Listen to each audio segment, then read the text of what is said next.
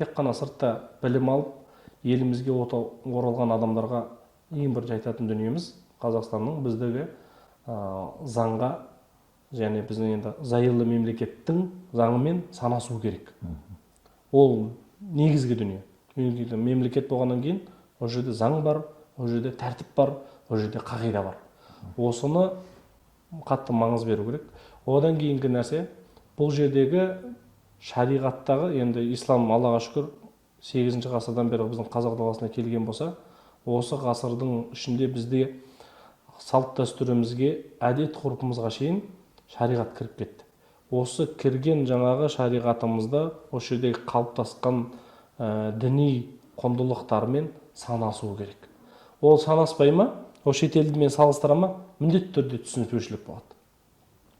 Бұл жердегі жаңағы діни ұстанымдар, көзқарас деген нәрсеге мән беру керек. Тіпті қарайтын болсақ, неге мән беру керек?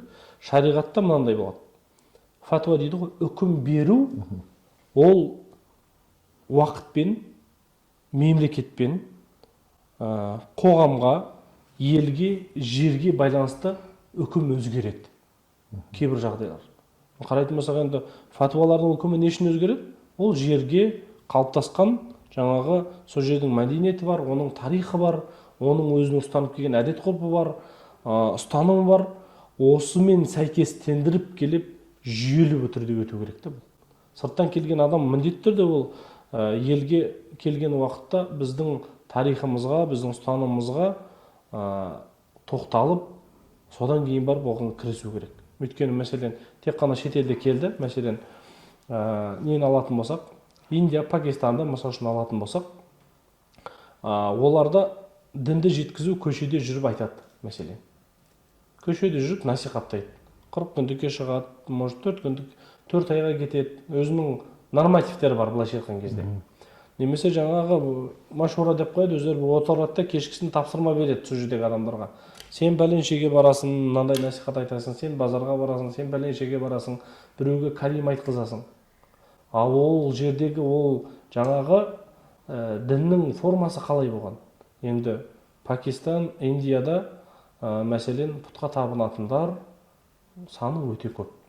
Сол жердегі исламды қабылдаған адамдардың шариғатты ұмытып қалмасын деген ниетімен олардың қалыптасқан бір жолдар.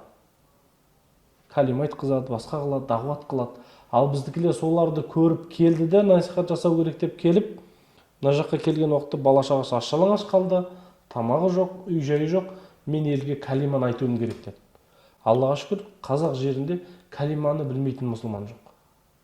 Намаз оқымауы мүмкін, намаз оқи алмауы мүмкін, бірақ калиманы білмейтін адам жоқ. Құдайға шүкір, үйдегі ата-аналарымыз, әжелеріміз жатсақ, тұрмысақ, бисмиллахыңды айт, калимаңды айтып жатып ұйықта деп, ұйқысынан шашы шошып оянса, таңдайын көтеріп, бисмилла деп айт, калимаңды айт та оң жағымен жат дейді. Қарасақ, бұл шариғаттың үкімі, пайғамбар салам сүннет амалы.